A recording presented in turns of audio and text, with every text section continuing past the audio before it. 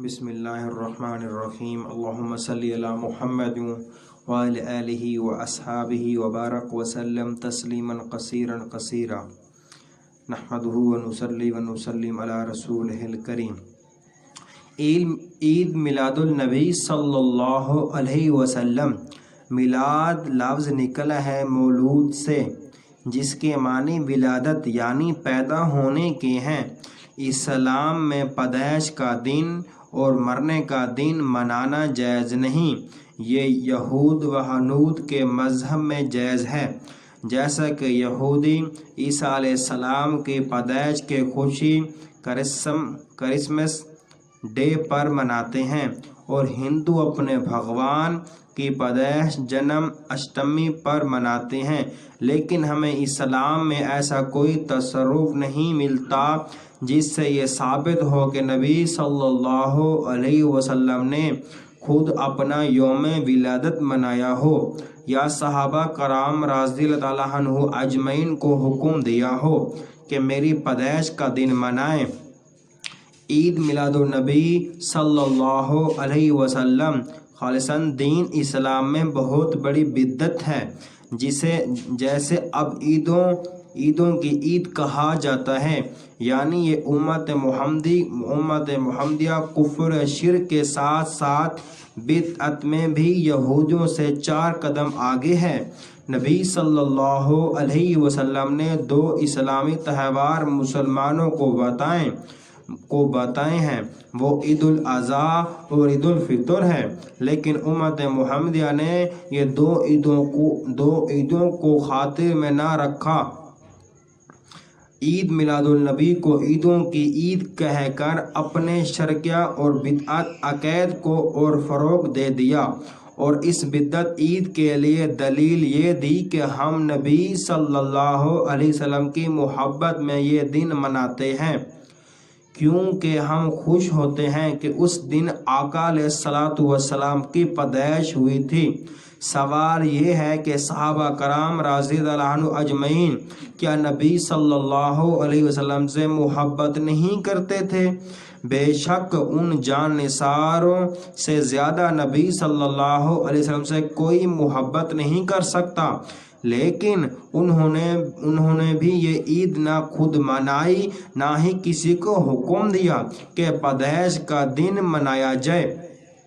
اور سب سے پہلے تو ہمیں یہ پتہ ہونا چاہیے کہ 12 ربیع الاول نبی صلی اللہ علیہ وسلم کی پیدائش کا دن ہے بھی کہ نہیں۔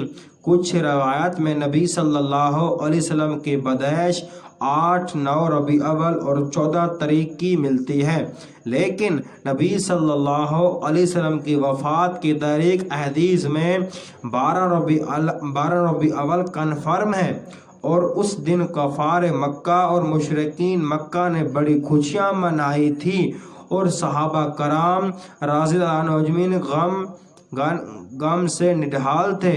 اب جب تاریخ ہی کنفرم نہیں تو کس بات کی خوشی؟ مسلمان تو نبی صلی اللہ علیہ وسلم سے محبت اس طرح کرتا ہے کہ اسے ہر وہ حکم پیارا ہوتا ہے جو نبی صلی اللہ علیہ وسلم نے دیا، اور ہر اس کام سے نفرت محسوس کرتا ہے جس کا حکم نبی صلی اللہ علیہ وسلم نے نہیں دیا۔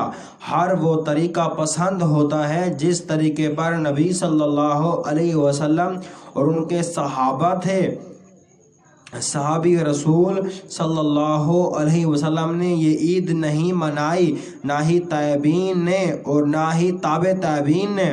نام شہادت نام نہاد عاشقان رسول اللہ نبی صلی اللہ علیہ وسلم کی محبت میں حد سے تجاوز کر گئے ہیں، اور میلاد پر کفریہ اور شرکیہ نیتوں کو جب رسول قرار دیتے ہیں، یہ محبت نہیں بلکہ اصل میں گستاخی رسول اللہ صلی اللہ علیہ وسلم ہے۔ نبی علیہ الصلوۃ والسلام کا حکم تو نہ مانا جائے اور بلند و بلند دعوے کیے جائیں ان کی محبت میں سر کٹانے کے، یا رسول اللہ مدد کے نعرے لگائے جائیں اور کہا جائے کہ یہ شرک تھوڑی ہے۔ یہ شرک تھوڑی ہے، ایسی کفریے اور شرکیں نعتیں پڑھی جاتی ہیں، نعتیں پڑھی جاتی ہیں، ایسی کفر یا شرکیں نعتیں پڑھی جاتی ہیں۔ ان نام نہاد عاشقان رسول اللہ کی محفلوں میں بھر دو جھولی میرے یار محمد، لوٹ کر میں نہ جاؤں گا خالی۔ یہ شرک نہیں تو اور کیا ہے، سارے نبی تیرے در کے سوالی، شاہ مدینہ پگڑی میری بنتی ہے ہر بات مدینے میں، غم خوار محمد کی ہے ذات مدینے میں۔ وہیں جو مستوی عرش پر تھا خدا ہو کر اتر پڑا مدینے میں مصطفیٰ ہو کر۔ یہ شرک نہیں تو اور کیا ہے، ہمارے سرور عالم کا رتبہ کوئی کیا جانے، خدا سے ملنا ہو تو محمد کو خدا جانے۔ شریعت کا ڈر ہے نہیں تو صاف کہہ دو کہ خدا خود رسول خود بن کر آیا۔ یہ شرک نہیں تو اور کیا ہے، حاجیوں اور شہنشاہوں کا روزہ دیکھو، کعبہ تو دیکھ چکے کعبے کا کعبہ دیکھو۔ اللہ کے پلے میں وحدت کی سوا کیا ہے، اللہ کے پلے میں وحدت کے سوا کیا ہے، جو لینا ہے لے لے محمد سے۔ یہ شرک نہیں تو اور کیا ہے، ایسے لوگ کیسے بے خوف ہیں اللہ کے قہر غضب سے، ایسے اشعار کہہ کر معاذ اللہ استغفر اللہ شاید رب تعالیٰ کو اس عضو معطل قرار دیتے ہیں، کیونکہ جب سب کچھ نبی صلی اللہ علیہ وسلم کے اختیار میں ہے تو پھر اللہ کی کیا ضرورت باقی رہی۔ اگر واقعی اشعار کے حساب سے ایسے ہی ہے تو پھر اللہ نے قرآن میں یہ شکوہ کیوں کیا، کیا اللہ اپنے بندے کے لیے کافی نہیں؟ سورۃ الزمر 36۔ واقعی اللہ نے سچ فرمایا، لوگوں نے اللہ کی قدر ہی نہ کی جیسا قدر کرنے کا حق تھا۔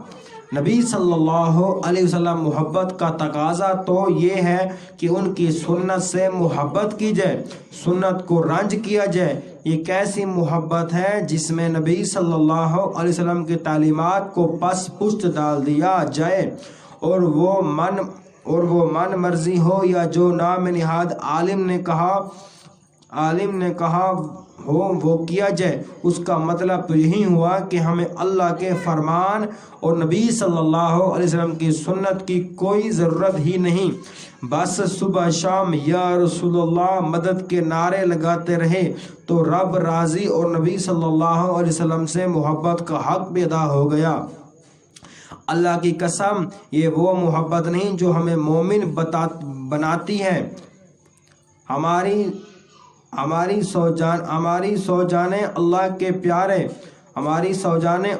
پیارے رسول اللہ صلی اللہ علیہ وسلم پر قربان، ہماری ماں باپ آپ پر فدا، لاکھوں کروڑیں صلاۃ و سلام اس عظیم ہستی پر جسے اللہ تعالیٰ نے تمام عالموں کے لیے رحمت بنا کر بھیجا۔